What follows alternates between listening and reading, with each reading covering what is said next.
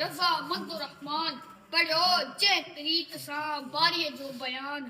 جوڑے جے قرآن سندھیہ میں صحیح کئی جوڑے جے قرآن سندھیہ میں صحیح کئی عزت ماب حیدر مجلس موذر استاد صاحبان ऐं मुंहिंजा प्यारा शागिर्द साथियो अस्सलाम वालेकुम दुनिया जी इंसानी तारीख़ ते नज़र दौड़ाईंदासीं त अहिड़ियूं अनेक हस्तियूं पैदा थियूं आहिनि जिन हिन इंसानी समाज में बेमिसाल ख़िदमतूं अंजाम ॾिनियूं आहिनि जेकी सदियुनि खां वठी यादि रहंदियूं अचनि अहिड़े हिकु आलमी सिटे जे बेमिसाल हस्ती हज़रत शाह अब्दुल लतीफ़ भिटाई रहमतुल्लाह अलैहि जी आहे जंहिं सिंध धरती जे हिकु नंढड़े ॻोठ में जनमु वरितो ऐं अॼु पाण बुलंदी जे उन आला दर्जे ते पहुतल आहे जंहिंजी हर इंसान ख़्वाहिश रखे थो सरकार लतीफ़ उहो मकान हिकु ॾींहं जी महिनत सां न पर सनन पूरी ज़िंदगी सॼी ज़िंदगी जी महिनत जस्तजू ऐं लगन सां माण्हू आहे पाण उहे आफ़ाक़ी आलिम दानिश्वर शाइर ऐं रहबर आहिनि जिन जे कयल पोरे में पूरी इंसान लाइ मोहबत अमन जस्तजू परदीद बहादुरी सियाप ऐं इंसानी बराबरी जा दस समायल आहिनि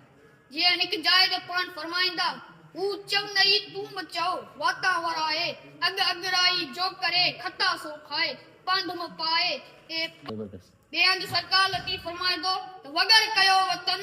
प्रित न छॾे न पाण में पसो पखेड़न माणा मिठ मतलब शाह साहब जे हर सुर में अहिड़ा त आला ज़र्फ़ मिलनि था जेकी सनन तख़्युल जी बुलंदी जो वाज़िह ऐं चिटो दलील आहे सनन शाइरी जी बंदिश मंज़र निगारी ऐं फ़ज़ा कमाल जी आहे जो दुनिया जो को बि शाइर सनन मद मुक़ाबिल बिहारे नथो सघे इश्क जे हिकु लाज़वाल शिकिल जंहिंखे असां आम तरह हुब्बुल वतनी चऊं था त उहा त को लतीफ़ खां सिखे जीअं चवे थो त सोन बराबर सगड़ा मारू संदा मुंह पटोला पवार के उमर अछ मुकूं मर लोई है जे नू दादानन दुनिया में जाऊं सोन बराबर सगड़ा लौन बराबर लख रुपू जे रद्द कयो कूड़ा कहीं कख मुंह मारू जो मक तेल न लाया तुंजो साथियो हाण कलील वक्त में मां नाचीज आलिम फर्म जे हिन उठा सुमन जे बारे में छा बयान करे सघां लेस एतिरो ज़रूर चवंदसि खुश नसीब आहे असांजी ही धरती असांजी सिंधी क़ौम जंहिंखे सरकार लतीफ़ जहिड़ो रहबर मिलियो जंहिं पंहिंजी शाइरीअ ज़रिए हर मसइले जा हल ऐं उहे गस दसिया आहिनि जिन ते हली असां पंहिंजी दुनिया ऐं आख़िरत ॿई संवारे सघूं था अब्दुल लतीफ़ जे रज़ा मद रहमान पढ़ो जे तरीक़ सां बारी जो बयान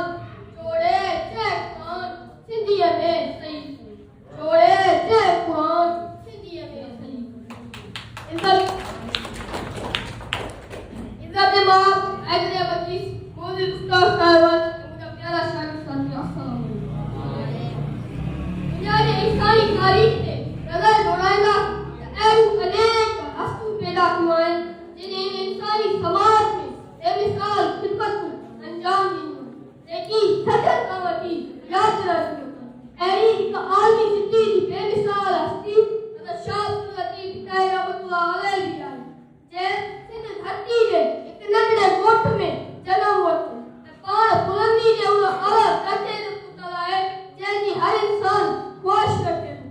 सरकार लतीफ़ उहो मक़ाम हिकु ॾींहं जी महिनत सां न पर सनन सॼी ज़िंदगी जी महिनत जस्तजू ऐं लगन सां माणियो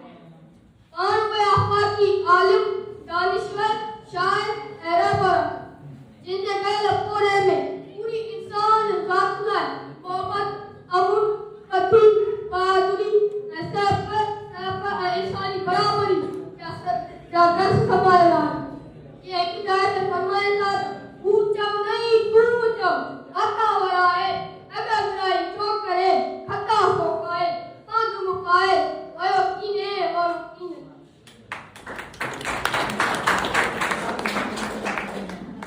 सरकार की फरमाए दो अगर करो वतन प्रित न पाण में पसो पखेड़न